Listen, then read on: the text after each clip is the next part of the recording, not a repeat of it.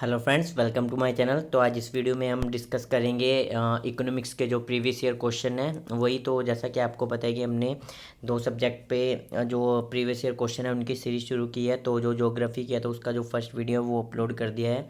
तो अगर आपने नहीं देखा है तो आपको इस वीडियो के डिस्क्रिप्शन में उसका लिंक मिल जाएगा। और जैसे ही मतलब दोनों सब्जेक्ट के जो ज्योग्राफी और इकोनॉमिक्स के 3-3 4-4 वीडियो बन जाएंगे तो मैं प्ले लिस्ट क्रिएट कर दूँगा, तो आपको आसानी रहेगी। तो इकोनॉमिक्स भी हम जो है डिस्कस करने वाले हैं। जितना हमसे होगा हम उतना कवर करेंगे, मतलब प्रीवियस ईयर क्वेश्चन जो है और जितनी जो मेरे पास नॉलेज है मैं आपके साथ शेयर करूंगा। तो चलिए शुरू करते हैं। जैसे कि फर्स्ट क्वेश्चन है कि प्रधानमंत्री गरीब कल्याण योजना कब प्रारंभ की हुई थी। तो ये जो प्रधानमंत्री गरीब कल्याण योजना थी ये 2016 में शुरू हुई थी। तो ये योजना जो थी वो ऐसा था कि जो इसके बारे में आपको थोड़ा बता दूं कि ये जो योजना थी उन भ्रष्ट भ्रष्ट जो लोग थे उन मतलब जिनके पास काला धन था उन भ्रष्ट लोगों के लिए शुरू की गई थी, कि जिनके पास जो कि एक तरह से बोला जाए कि अघोषित संपत्ति थी। तो मतलब ऐसे लोगों को इस योजना के तहत ऐसा बोला गया था ऐसे लोगों को कि आप इस जो प्रधानमंत्री गरीब कल्याण योजना है इसमें आप जो है वो पैसे जमा करवा सकते हो। तो ऐसी कुछ योजना थी। तो इसका जो शुरुआत हुई थी वो 2016 में हुई थी। तो उसके बाद जो नेक्स्ट क्वेश्चन है कि भारत का पहला बैंक कौन सा था। तो इससे पहले मैं आपको ऐसे बता दूं कि जैसे इन्होंने प्रधानमंत्री गरीब कल्याण योजना, तो ऐसे तो कई काफ़ी बार ऐसे मतलब शॉर्ट में लिख देते हैं जैसे कि प्रधानमंत्री, उसके बाद गरीब कल्याण योजना करके, तो मतलब शॉर्ट में भी लिख देते, तो आपने याद रखना है। तो उसके बाद जैसे नेक्स्ट क्वेश्चन है कि भारत का पहला बैंक कौन सा था। तो भारत का जो पहला बैंक था वो बैंक ऑफ हिंदुस्तान था, तो जो कि 1770 में स्थापित किया गया था। ठीक है। तो उसके बाद जैसे तो यहाँ पे जो ऑप्शन ए राइट आंसर होगा। उसके बाद बात करते हैं कि भारतीय रिजर्व बैंक। तो भारतीय रिजर्व बैंक आपको पता है कि जो पहले इंपीरियल बैंक ऑफ इंडिया के नाम से जाना जाता था। तो 1955 में जो सॉरी स्टेट बैंक की बात कर रहा हूँ मैं, एसबीआई की। तो जो इंपीरियल बैंक ऑफ इंडिया के नाम से जाना जाता था भारतीय स्टेट बैंक, और 1955 में जो है इंपीरियल बैंक ऑफ इंडिया को एसबीआई का नाम दे दिया गया था। तो उसके बाद नेक्स्ट बैंक की बात कर लेते हैं कि आरबीआई की। तो आरबीआई की जो स्थापना हुई थी वो 1935 में हुई थी, और जो इसका राष्ट्रीयकरण हुआ था वो 1949 में हुआ था। मतलब ये पहले जो 1935 में जो इसकी स्थापना हुई थी वो निजी इसका जो स्वामित्व था वो निजी था। तो लेकिन जो 1949 में इसका राष्ट्रीयकरण कर दिया गया था आरबीआई का, रिजर्व बैंक ऑफ इंडिया का। तो उसके बाद जो है पूर्णतः मतलब भारत सरकार के अंडर ये बैंक आ गया था।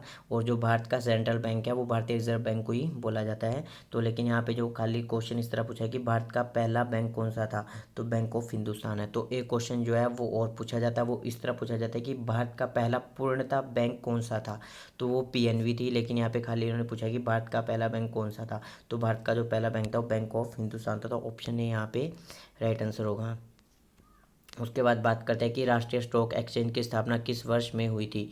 तो जो नेशनल स्टॉक एक्सचेंज है, और दो आपको पता है कि दो स्टॉक एक्सचेंज है, एक बॉम्बे स्टॉक एक्सचेंज और एक नेशनल स्टॉक एक्सचेंज। तो जो ये नेशनल स्टॉक एक्सचेंज है इसकी जो स्थापना 1992 में हुई थी। तो ऑप्शन सी यहाँ पे राइट आंसर है।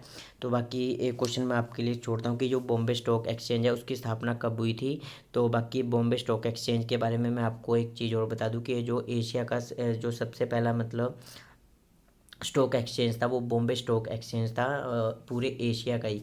ठीक है। तो बाकी जो ये था एनएससी मतलब नेशनल स्टॉक एक्सचेंज, तो इसकी स्थापना 1992 में हुई थी। तो बॉम्बे स्टॉक एक्सचेंज की स्थापना कब हुई थी, तो आप ये कमेंट करके ज़रूर बताइए। तो उसके बाद नेक्स्ट क्वेश्चन है कि Indian iron and steel company, इसको कारखाना कहाँ स्थित है। तो ये जो स्थित है बर्नपुर में स्थित है, पश्चिम बंगाल में बर्नपुर में। बाकी एक है टिस्को की Tata iron and steel corporation, तो वो कारखाना जमशेदपुर में स्थित है। तो जो टिस्को है वो जमशेदपुर में है। बाकी अगर बात करें कि ये इसको है तो ये बर्नपुर में पड़ता है। तो ऑप्शन डी यहाँ पे इस क्वेश्चन का राइट आंसर होगा। उसके बाद बात करते हैं कि निम्नलिखित में से कौन सा सेवा क्षेत्र है। तो यहाँ पे जो सेवा क्षेत्र की बात हो रही है तो आपको पता है कि तीन तरह के क्षेत्र होते हैं कि प्राथमिक क्षेत्र, द्वितीय क्षेत्र और तृतीय क्षेत्र। तो जो प्राथमिक क्षेत्र में जो आता है उसमें ये चीज़ें आती है कि जैसे कृषि वगैरह हो गई, मतलब जो खुले आसमान के नीचे कोई एक्टिविटी हो रही है, जो कोई काम हो रहा है, तो वो प्राथमिक क्षेत्र में आता है। बाकी जो सेकंड उसके बाद जो आता है द्वितीय क्षेत्र, तो द्वितीय क्षेत्र में आता है कि जैसे कपड़ा मिल होगी या फिर कोई मतलब फैक्ट्री होगी, जो मतलब बंद छत के नीचे जो मतलब अर्थव्यवस्था चल रही है, कोई एक्टिविटी चल रही है, कोई काम चल रहा है, तो वो द्वितीय क्षेत्र के अंडर आता है। बाकी जो एक तृतीय क्षेत्र होता है जिसमें कि सेवाएं प्रदान की जाती है, जिसे सेवा क्षेत्र भी कहा जाता है। तो जैसे कि बैंकिंग होगी, आप मतलब जो जियो यूज़ कर रहे हो, सब सेवाएं हैं, आप मतलब अब बस के थ्रू कहीं जा रहे हो तो वो भी एक तरह से सेवा है। तो यहाँ पे जो बैंकिंग जो है एक सेवा क्षेत्र है, तो ऑप्शन बी यहाँ पे राइट आंसर होगा। उसके बाद बात करते हैं कि किस राज्य की जनसंख्या का उच्चतम घनत्व है। तो जो बिहार का है, जो सबसे ज़्यादा जनसंख्या जनसंख्या का उच्चतम घनत्व है। बाकी आपको पता है कि बिहार गरीबी के आंकड़ों में भी नंबर 1 रहता है। तो उसके बाद यहाँ पे नेक्स्ट क्वेश्चन बात करते हैं कि निम्नलिखित में से कौन सी भारत सरकार द्वारा प्रारंभ की गई सामाजिक विकास योजना नहीं है। तो जो प्रारंभिक जो यहाँ पे जो इन्होंने बोला है कि जो सामाजिक विकास योजना नहीं है, तो जो इंदिरा आवास योजना है, तो ये जो मतलब पता लग रहा है कि जो मतलब समाज के कल्याण के लिए, विकास के लिए जो है वो इंदिरा आवास योजना भी है। उसके बाद बात करते हैं कुटीर ज्योति योजना। तो ये योजना ऐसी थी कि इसमें भी आपको कुछ मतलब योजना से ही पता लग रहा है कि जो झुग्गी मतलब झोंपड़े वाले जो लोग होते थे, उनको मतलब बिजली प्रदान करना, बिजली के कनेक्शन देना बहुत कम कीमत पे या फ्री में। तो ये कुटीर ज्योति योजना थी, तो ये भी एक तरह से सामाजिक विकास योजना थी। उसके बाद मध्याह्न भोजन योजना, तो ये भी एक तरह से सामाजिक विकास योजना है। 1995 में ये योजना शुरू की गई थी। हमेशा पूछा जाता है क्वेश्चन इकोनॉमिक्स में कि मध्याह्न भोजन योजना कब शुरू की गई थी। तो 1995 में शुरू की गई थी। तो ये भी एक सामाजिक विकास योजना है। उसके बाद जो बस्ती है लुक ईस्ट नीति, मतलब आप इससे कि लुक ईस्ट नीति, तो ये ऐसी नीति थी, आप मतलब अगर आपने ये क्वेश्चन अगर थोड़ा सा दिमाग लगाया होता तो इसका जो ऑप्शन डी राइट आंसर होता।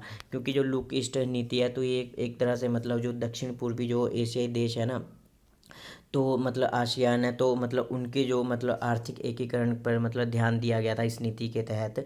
बाकी इसमें कुछ नहीं था। तो ये जो एक सामाजिक विकास योजना नहीं थी, तो ऑप्शन डी राइट आंसर होगा। उसके बाद बात करते हैं कि भारत में श्वेत क्रांति के जनक के नाम से कौन जाना जाता है। तो सबसे पहले तो बात करते हैं कि श्वेत क्रांति मतलब किससे रिलेटेड है। तो जो श्वेत क्रांति है वो दुग्ध उत्पादन से, यानी दूध उत्पादन से। तो बी कुरियन, जिसे वर्गीस कुरियन जो इनका पूरा नाम है, तो इन्हें ही श्वेत क्रांति के जनक माना जाता है। इनको ही मतलब जो श्रेय जाता है कि जो अमूल ब्रांड है, आपको अच्छे से जानते होंगे कि जो अमूल दूध है वो अमूल ब्रांड है, वो मतलब देश के मतलब आज हर एक घर में मतलब जो पहुंचाने का काम किया था वो वर्गीस कुरियन ने ही किया था। तो मतलब जो कई बार क्वेश्चन ऐसे पूछा जाता है कि ऑपरेशन फ्लड किससे रिलेटेड था। तो ऑपरेशन फ्लड जो है वो श्वेत क्रांति से रिलेटेड था। 1970 में ऑपरेशन फ्लड था, उसके बाद इसे नाम दे दिया गया था श्वेत क्रांति का। तो ऑप्शन बी यहाँ पे राइट आंसर है। उसके बाद बात करते हैं कि मुद्रास्फीति के दौरान दर। तो जो मुद्रास्फीति है, तो सबसे पहले तो मैं आपको ये बता दूं कि जो क्वेश्चन अभी हाल ही में जो एग्ज़ाम हुए हैं 2021 में, वहाँ पे भी ये देखने को मिला था, ये सेम क्वेश्चन। तो बाकी बता दूं कि मुद्रास्फीति मतलब एक तरह से महंगाई होती है। कि अगर थोड़ा हम इस तरह बात करें कि जैसे कि बाज़ार में वस्तुएं हैं या फिर आप कोई सेवा का लाभ ले रहे हो, ठीक है, तो जो उनकी कीमतें हैं उनमें जो लगातार जो वृद्धि होती रहती है उसे ही मुद्रास्फीति बोलते रहते हैं कि महंगाई। और जो मुद्रास्फीति में जो ऐसा होता है ना कि जो मतलब मुद्रा की जो वैल्यू होती है वो कम कम हो जाती है, जी, कि जो मुद्रा की स्थिति होती है, वैल्यू होती है, वो कम हो जाती है। तो उससे ऐसा होता है कि आपको मतलब कम सामान खरीदने के लिए काफ़ी ज़्यादा पैसे चुकाने पड़ते हैं। तो इसलिए इस हिसाब से यहाँ पे इसका आंसर होना चाहिए कि मुद्रास्फीति के दौरान दर बढ़नी चाहिए। तो मुद्रास्फीति की मतलब ऐसी सिचुएशन है कि मान लो कि अगर आपको पहले जो प्याज हैं वो 100 रुपये के 3 किलो मिलते थे, लेकिन जब मुद्रास्फीति के दौरान अगर आप जाओगे तो आपको वो प्याज है वो 3 किलो की बजाय 1.5 किलो ही मिलेंगे। तो ये है कि महंगाई बढ़ गई है, मतलब जो आप कम पैसे में जो है ज़्यादा पैसे में आपको कम सामान मिल रहा है। ठीक है, तो ये मुद्रास्फीति है। तो यहाँ पे जो है ऑप्शन ए है कि मुद्रास्फीति के दौरान जो है दर बढ़नी चाहिए। उसके बाद नेक्स्ट बात करते हैं कि भारतीय रिजर्व बैंक का राष्ट्रीयकरण हुआ था। तो मैंने आपको ऊपर भी बताया कि जो भारतीय रिजर्व बैंक का राष्ट्रीयकरण जो हुआ था 1949 में हुआ था। राष्ट्रीयकरण हुआ था मतलब यही है कि जो आरबीआई है कि इसको जो भारत सरकार ने मतलब पूर्णतः सरकारी बैंक बना दिया था, अपने अंडर ले लिया था। तो यही राष्ट्रीयकरण हुआ था, क्योंकि जो 1935 में इसकी स्थापना हुई थी भारतीय रिजर्व बैंक की, वो जो 1935 में स्थापना हुई, तो उस समय ये बैंक निजी स्वामित्व वाला बैंक था। मतलब निजी हाथों में इसका जो भी था नियंत्रण था वो निजी हाथों में था। तो इस वजह से 1949 में इसका राष्ट्रीयकरण करके भारत सरकार ने इसे अपने अंडर ले लिया था, तो मतलब राष्ट्रीयकरण कर दिया था। तो काफ़ी ज़्यादा कन्फ्यूजन रहती है कि जो आरबीआई की स्थापना है वो किस सन में हुई थी, कि 1934 में या 1935 में। तो मैं आपको बता दूं कि ये जो कन्फ्यूजन है इसलिए क्रिएट होती है क्योंकि जो भारतीय रिजर्व बैंक की जो स्थापना हुई थी ना वो 1935 में हुई थी। लेकिन जो कन्फ्यूजन वाला पॉइंट यह था कि जो इसकी स्थापना हुई थी तो भारतीय रिजर्व बैंक अधिनियम 1934 में, जो 1934 का जो अधिनियम था उसके प्रावधानों के अनुसार जो इसकी स्थापना हुई थी। तो अगर पूछ लिया जाए कि कौन से एक्ट के तहत हुई थी, तो भारतीय रिजर्व बैंक अधिनियम 1934 के तहत हुई थी। बाकी अगर डायरेक्ट ये पूछा जाए कि आरबीआई की स्थापना कब हुई थी, तो 1935 में हुई थी। जबकि उस समय जो इसकी स्थापना हुई थी तो ये निजी स्वामित्व वाला बैंक था। और बाकी एक क्वेश्चन अभी हाल ही में पूछा भी गया था कि आरबीआई मतलब जो भारत की केंद्रीय बैंक कौन सी है, सेंट्रल बैंक कौन सी है, तो आरबीआई ही भारत की केंद्रीय बैंक है। और बाकी इसके अलावा इससे क्वेश्चन यही पूछा जाएगा कि आरबीआई का जो मुख्यालय है वो कहाँ है। तो आरबीआई का जो मुख्यालय है वो मुंबई में है। तो बाकी मैं आपको बता दूं कि एसबीआई मुंबई, नाबार्ड, इन सब के जो मुख्यालय है वो मुंबई में ही पड़ते हैं। तो ये क्वेश्चन पूछने वाला है, इससे बाहर क्वेश्चन नहीं पूछा जाएगा। अगर कोई क्वेश्चन पूछा हो तो आगे क्वेश्चन में हम कहीं हमें मिल जाएगा तो हम डिस्कस कर लेंगे।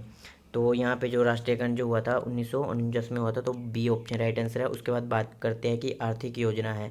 तो आपको पता है कि इसकी जगह अब नीति आयोग आ गया है। तो इसका जो काम होता है कि आर्थिक योजना में जो पंचवर्षीय योजना आपने पढ़ा होगा, तो जब भी आप स्टडी करते हो तो आपने पंचवर्षीय योजनाएं जो पढ़ी होगी वो केंद्र स्तर पे भी पढ़ी होगी और आपने राज्य स्तर पे भी पढ़ी होगी। कि जैसे आप हिमाचल से हो तो आप हिमाचल की पंचवर्षीय योजनाएं अलग से पढ़ते हो और जो केंद्र की पंचवर्षीय योजनाएं वो अलग से पढ़ते हो। तो इस वजह से जो ये जो आता है समवर्ती सूची में आ जाता है। तो ऑप्शन सी यहाँ पे राइट आंसर है, क्योंकि जो योजना होती है इकोनॉमिक प्लानिंग होती है वो राज्य स्तर पे भी होती है, केंद्र स्तर पे भी होती है।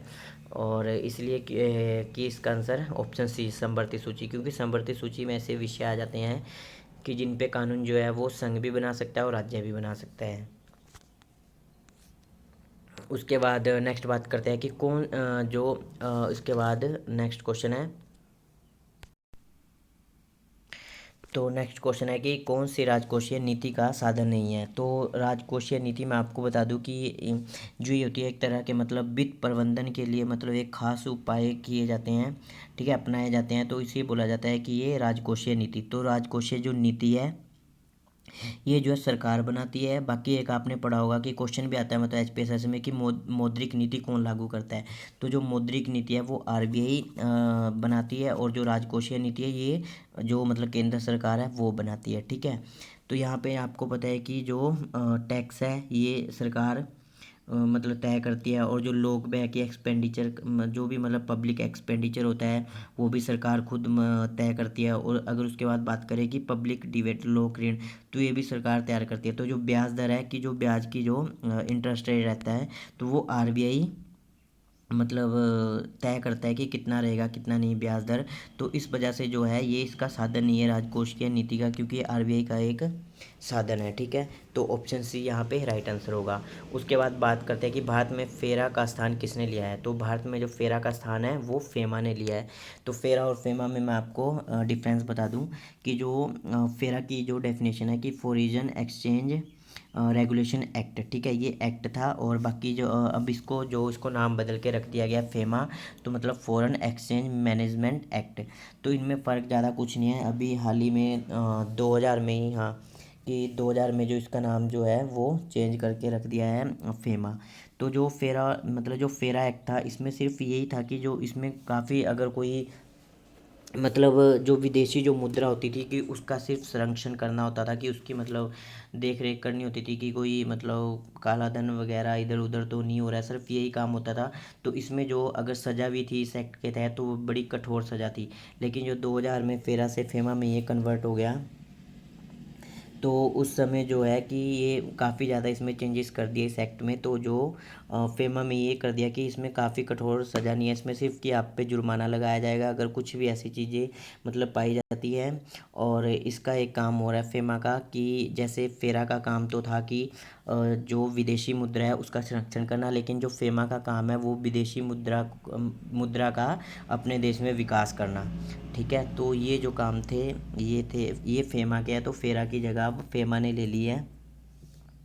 बाकी उसके बाद नेक्स्ट बात करते हैं कि एसडीआर है। तो एसडीआर की का पूर्ण रूप है स्पेशल ड्राइंग राइट्स। तो जो स्पेशल ड्राइंग राइट्स है, तो आपको पता है कि इंटीग्रेटेड माइनॉरिटी फंड आईएमएफ जो है, तो उसने जो है कि मतलब जो उसके सदस्य राष्ट्र होते हैं, तो उनके लिए जो मतलब एक मतलब संपत्ति आरक्षित किया, मतलब रिजर्व किया है, इसी को ही एसडीआर बोला जाता है, स्पेशल ड्राइंग राइट्स। तो इसके बाद इसको अगर हिंदी में बात करें तो इसको मतलब इसको हिंदी में भी मतलब काफ़ी जगह देखने को मिलता है कि स्पेशल ड्राइंग राइट तो विशेष आहरण अधिकार भी बोला जाता है। तो उसके बाद नेक्स्ट बात करते हैं नेक्स्ट क्वेश्चन की। तो यहाँ पे राइट आंसर ऑप्शन ए है। और उसके बाद नेक्स्ट बात करते हैं कि भारतीय अर्थव्यवस्था के उदारीकरण के अग्रणी कौन माने जाते हैं। तो जो आपको पता है कि जो भारतीय अर्थव्यवस्था के उदारीकरण के अग्रणी है, कि जब भारत में आर्थिक संकट पैदा हुआ था 1990 की बात है, तो जो डॉक्टर मनमोहन सिंह थे उस समय वित्त मंत्री थे, और नरसिम्हा राव की सरकार थी जो कि प्रधानमंत्री थे उस समय।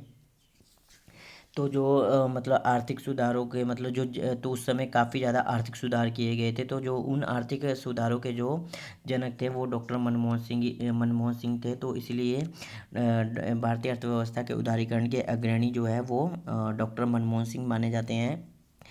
और उसके बाद नेक्स्ट बात करते हैं। तो यहाँ पे ऑप्शन ए राइट आंसर है। पीवी नरसिम्हा राव मैंने बता दिया कि उस समय प्रधानमंत्री थे। तो ये क्वेश्चन है कि मध्याह्न भोजना योजना प्रारंभ की गई थी। तो ये जो मोस्ट रिपीटेड क्वेश्चन है, काफ़ी बार रिपीटेड होता है, तो 1995 में ये शुरू की गई थी। उसके बाद नेक्स्ट बात करते हैं कि भारत में उदार औद्योगिक नीति अपनाई गई वर्ष। तो भारत में जो सबसे पहले उदार औद्योगिक नीति अपनाई गई थी, मतलब अपनाई गई थी, वो 1948 में अपनाई गई थी। मतलब आज़ादी के बाद जो पहली बार भारत में एक तरह से बात करते हैं कि जैसे आपने पढ़ा होगा कि जो अर्थव्यवस्था होती है कि मतलब निजी अर्थव्यवस्था, मिश्रित अर्थव्यवस्था, सामाजिक अर्थव्यवस्था। तो ये जो अर्थव्यवस्था है, तो उस समय भारत में आप जानते हो कि मिश्रित अर्थव्यवस्था है। तो उस समय जो मिश्रित अर्थव्यवस्था का प्रारंभ हुआ था, तो और भारत में उदार औद्योगिक नीति अपनाई थी। तो ये जो उस समय औद्योगिक मंत्री थे, नाम तो मुझे याद नहीं आ रहा है, लेकिन जो उन्होंने इसकी घोषणा की थी इस औद्योगिक नीति की, तो 1948 में ये लागू की गई थी। उसके बाद बात करते हैं कि फेडरल रिजर्व किसका वित्तीय संगठन है। तो जो फेडरल रिजर्व है ये यूएसए का वित्तीय संगठन है। बाकी आंसर की में इसका आंसर इन्होंने जर्मनी दिया था, तो बाकी आप एक बार क्रॉस चेक कर लीजिए। तो इसका जो आंसर है वो यूएसए ही होना चाहिए। वैसे मैंने नेट पे भी यूएसए ही पढ़ा है, देखा है, बाकी बुक में तो खैर किसी में नहीं देखा है। तो बाकी इस क्वेश्चन में थोड़ा डाउट था, वो मैंने आपको बता दिया, लेकिन मैं इसमें श्योर 80% की यूएसए का ही जो है फेडरल रिजर्व जो है इसी का वित्तीय संगठन है यूएसए का। उसके बाद बात करते हैं कि भारत में रुपए का अवमूल्यन प्रथम बार इस वर्ष हुआ था। तो भारत में जो रुपए का अवमूल्यन हुआ था वो 1949 में हुआ था। उसके बाद एक क्वेश्चन और पूछा जाता है कि भारत में आज तक कितनी बार रुपए का अवमूल्यन किया गया है। तो भारत में आज तक 3 बार रुपए का अवमूल्यन कर दिया गया है। अवमूल्यन का मतलब होता है कि डॉलर के मुकाबले जो है रुपए की जो वैल्यू है वो कम कर देना डॉलर के मुकाबले। ठीक है, तो इससे एक मतलब जैसे अवमूल्यन किया 3 बार देश को, तो इससे क्या मतलब फ़र्क पड़ा, ऐसे क्वेश्चन पूछा जाता है कि अवमूल्यन से क्या होता है। तो अवमूल्यन से जो होता है वो जो निर्यात है उसको प्रोत्साहन मिलता है, कि जो निर्यात है वो बढ़ जाता है। ठीक है, तो इससे जो अर्थव्यवस्था संतुलित हो जाती है, जो व्यापार है वो संतुलित हो जाता है। उसके बाद नेक्स्ट बात करते हैं कि नाबार्ड का मुख्य कार्यालय कहाँ स्थित है। तो मैंने आपको बताया कि नाबार्ड, एसबीआई, आरबीआई, इनका सबका मुख्यालय मुंबई है। तो इसकी एक शायद ट्रिक भी थी, बाकी मैंने पहले भी अपने वीडियो में बताया कि अगर हम नाबार्ड की बात करें तो इससे 2-4 क्वेश्चन पूछे जाते हैं कि नाबार्ड, तो 1 2 3 3 4 5 6, तो इसमें जो 6 अक्षर है तो आपने ये याद रखना है कि जो 6 इसमें अल्फ़ाबेट हैं, तो कि जो नाबार्ड की जो स्थापना की गई थी वो कौन सी पंचवर्षीय योजना में की गई थी। तो जो छठी पंचवर्षीय योजना है तो इसी में जो है वो इसकी स्थापना की गई थी नाबार्ड की। तो 1 2 3 4 5 6 तो आप इससे याद रख सकते हो, कभी नहीं भूलने वाले हो। बाकी नाबार्ड की स्थापना की गई थी 1982 में। तो आपने याद रखना है कि नाबार्ड तो नाबार्ड से तो मतलब बी और आपसे एक चीज़ रिलेट कर सकते हो कि 1982 में 1982 में, ठीक है। और बाकी इसी से यही क्वेश्चन पूछे जाते हैं कि इसकी स्थापना कौन से सन में की गई थी, तो 1982 में की गई थी। इसका मुख्यालय मुंबई में है। और कौन सी पंचवर्षीय योजना में नाबार्ड की स्थापना की गई थी, तो वो की गई थी छठी पंचवर्षीय योजना में। बाकी इससे रिलेटेड कोई और क्वेश्चन आता है तो वो हम देख लेंगे। उसके बाद बात करते हैं कि कौन सा कर केंद्र सरकार द्वारा नहीं लगाया जाता है, तो निगम कर, कस्टम कर, आयकर और भू राजस्व कर। तो काफ़ी तरह के कर है, आप किसी ना किसी तरह इन्हें याद कर लीजिए ट्रिक से या किसी भी तरह, क्योंकि ये जो कर है यही पूछा जाता है कि कौन सा डायरेक्ट कर है, कौन सा इनडायरेक्ट कर है, और कौन सा केंद्र सरकार के द्वारा लगाया जाता है, कौन सा केंद्र सरकार के द्वारा नहीं लगाया जाता है, और जो है कि कौन सा राज्य सरकार के द्वारा लगाया जाता है। तो यहाँ पे जो राज्य सरकार के द्वारा भू राजस्व कर लगाया जाता है, ये जो 3 कर हैं ये केंद्र सरकार के द्वारा लगाया जाता है। तो यहाँ नहीं पूछा है, तो ऑप्शन डी यहाँ पे राइट आंसर है। उसके बाद बात करते हैं कि आईएमएफ की पूंजी उसके अंशदान से बनी होती है। तो आईएमएफ मैंने आपको बताया कि एसडीआर, अभी एसडीआर जो हमने क्वेश्चन पढ़ा तो उसी में कि आईएमएफ की जो एक रिजर्व संपत्ति है एसडीआर है। तो आईएमएफ की फुल फॉर्म में इंटीग्रेटेड माइनॉरिटी फंड। तो जो इसकी जो अंशदान है वो बनाता है जो सदस्य राष्ट्र है। शायद हाल ही में इसके 189 जो हैं राष्ट्रीय सदस्य हैं। एक क्वेश्चन और पूछा जाता है कि जो आईएमएफ से सबसे पहले जो लोन लेने वाला कौन सा देश था, तो फंड जो उधार लेने वाला सबसे पहला देश वो फ्रांस था। तो ये क्वेश्चन भी पूछा जाता है, आप नोट कर लीजिए। उसके बाद इस वीडियो का लास्ट क्वेश्चन है कि अर्थशास्त्र में 1998 का नोबेल पुरस्कार किसे मिला है। तो मैं इससे पहले आपको बता दूं, इसका आंसर बताने से पहले कि आपको आज शाम को ज्योग्राफी के जो मतलब नेक्स्ट क्वेश्चन है तो उस पर भी वीडियो मिल जाएगी। तो हम वीडियो कंटिन्यू रखेंगे, आपको हर रोज़ ज्योग्राफी और इकोनॉमिक्स की वीडियो देखने को मिलेगी। और उसके अलावा जो है कि अगर कोई और आप चाहते हो कि मैं सब्जेक्ट की वीडियो शुरू करूँ, तो मैं एक दिन में 3 सब्जेक्ट की वीडियो डालने के लिए तैयार हूँ। मतलब जो प्रीवियस ईयर क्वेश्चन पेपर है डिटेल के साथ। बाकी किसी को अगर आंसर ही चाहिए तो वो वीडियो को फास्ट करके देख सकता है, किसी को मेरा पढ़ाया समझ आ रहा है तो वो वीडियो पूरी देख सकता है। तो इस वीडियो में बाकी इतना ही बताना था। मैं आपको इसका आंसर बता देता हूँ कि अर्थशास्त्र में 1998 का नोबेल पुरस्कार किसे मिला है। तो ये अमर्त्य सेन को मिला था। तो ऑप्शन सी यहाँ पे राइट आंसर होगा। बाकी अगर किसी मैंने क्वेश्चन का आंसर गलत बता दिया तो आप कमेंट कर सकते हो। बाकी रेयर ही चांसेस है कि मैंने गलत बताया होगा। तो बाकी इस वीडियो में इतना ही, धन्यवाद।